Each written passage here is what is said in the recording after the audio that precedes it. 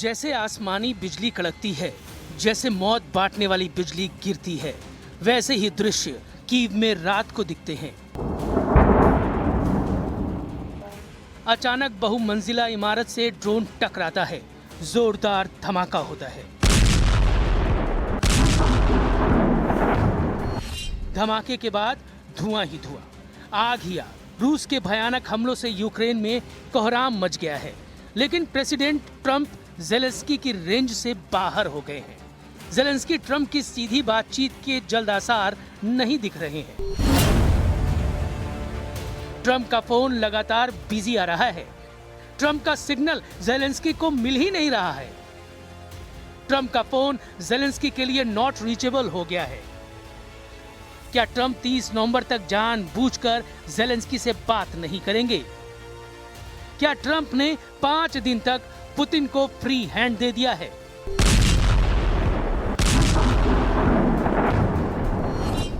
रूस का हमला तेज हो गया है। कीव में बीती रात सबसे भयानक रही। रात में बम धमाकों से यूक्रेन की राजधानी दहलती रही।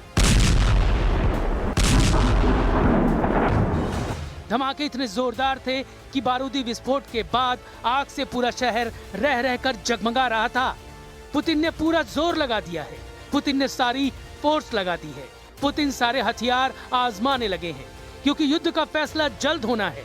युद्ध में समझौते की घड़ी आ गई है। रूस अपनी पकड़ को इतना मजबूत कर देना चाहता है जिससे उसकी सभी शर्तें मानने पर ट्रंप और ज़ेलेंस्की मजबूर हो जाएं।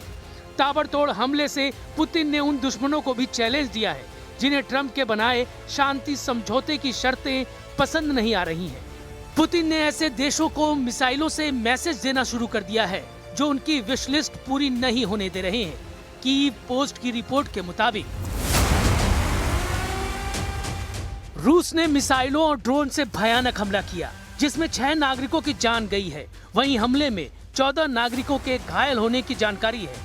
कीव सिटी मिलिट्री एडमिनिस्ट्रेशन के हेड तैमूर तकाचेंको के मुताबिक स्वायतोशिंस्की, पेचेर्स्की और दिप्रोवस्की जिले में सबसे ज्यादा मिसाइलों की बौछार की गई।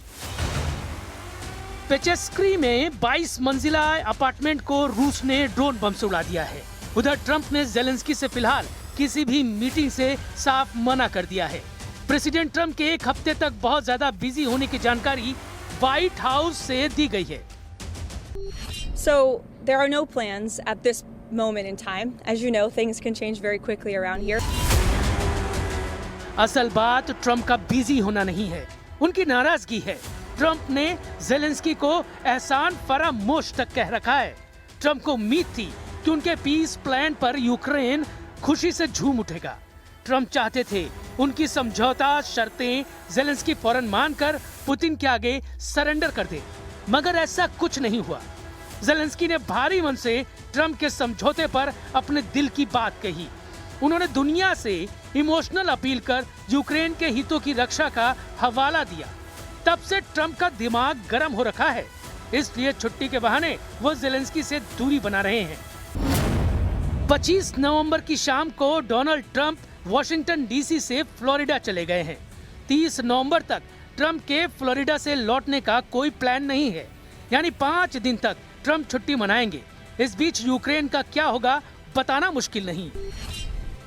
व्हाइट हाउस प्रेस सचिव ने यह जानकारी भी दी है कि शांति समझौते के कई पॉइंट पर भारी असहमति जताई जा रही है, जिससे जल्द युद्ध खत्म होने की कोशिशों को झटका लगा है। उधर ट्रंप का पीस प्लान के जवाब में यूरोपीय देश एक्शन में आ गए हैं। यूरोपीय नेताओं ने अपनी तरफ से शांति मसौदा बनाया है, जिसमें 28 शर्तें हैं। यूरोपीय यूनियन ने अंगोला में सोमवार को आपातकालीन बैठक की, जिसमें ट्रंप के पीस प्लान को यूक्रेन पर दबाव डालने वाला माना गया है। यूरोप के देश चाहते हैं मौजूदा युद्ध रेखा ही किसी भी समझौते का आधार बने, लेकिन यूरोपीय शांति मसौदे को क्रेमलिन ने पहली नजर में खारिज कर दिया है। Что касается тех планов, которые гуляют, просто мы сегодня с утра уже узнали о европейском плане, который так сказать, если просто с первого взгляда он совершенно неконструктивный, нам не подходит. Но господин Рубио, он объявил, что женевские переговоры с украинцами вполне удовлетворили американскую сторону.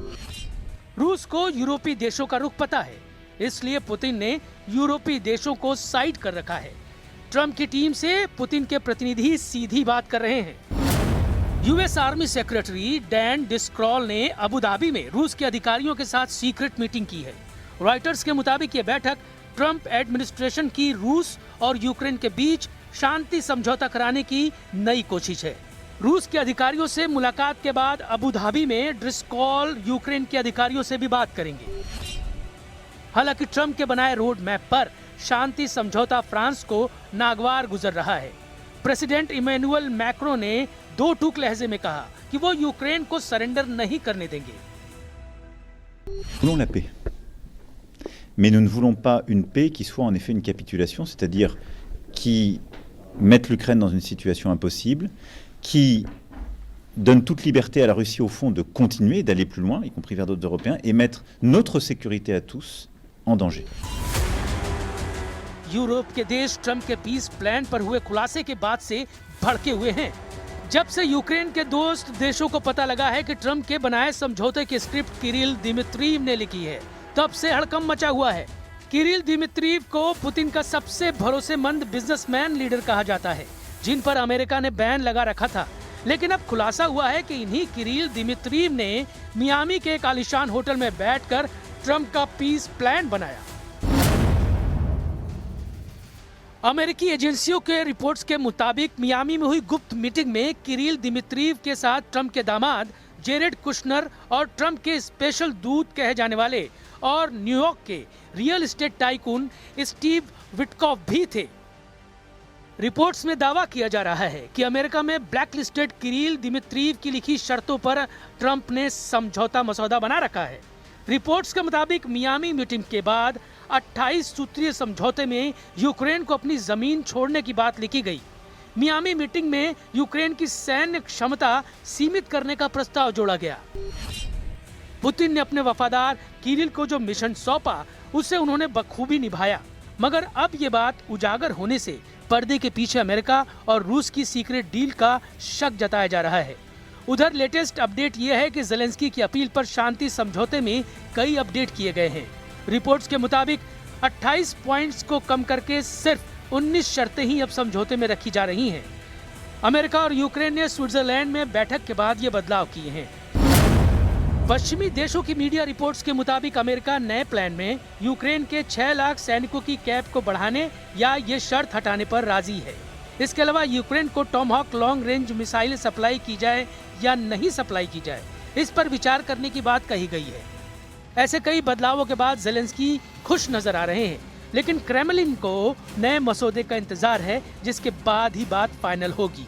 रूस के विदेश मंत्री सर्गेई लावरोव ने एक बार फिर से दोहराया है कि यूरोपीय देशों की जगह पश्चिमी देशों का लीडर अमेरिका को माना जा रहा है। मतलब शांति समझौता पुतिन की मर्जी और ट्रंप की रजामंदी से ही होना है। Безусловно, ценим позицию Соединенных Штатов, которые единственные из, так сказать, лидеров западного мира, в отличие от Лондона, Брюсселя, Парижа, Берлина, проявляет инициативу в том, чтобы найти пути к урегулированию. Мы это ценим.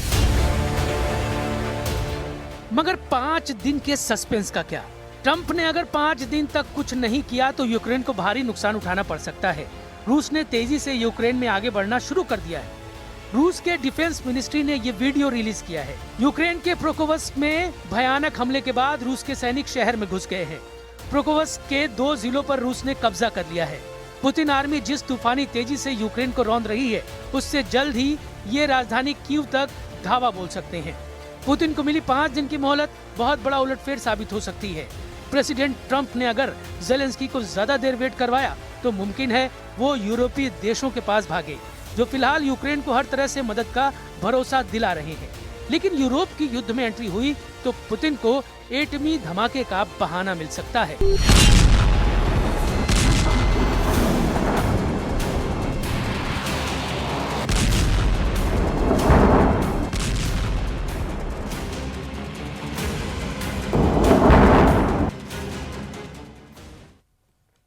और वक्त हो गया है बहुत छोटे से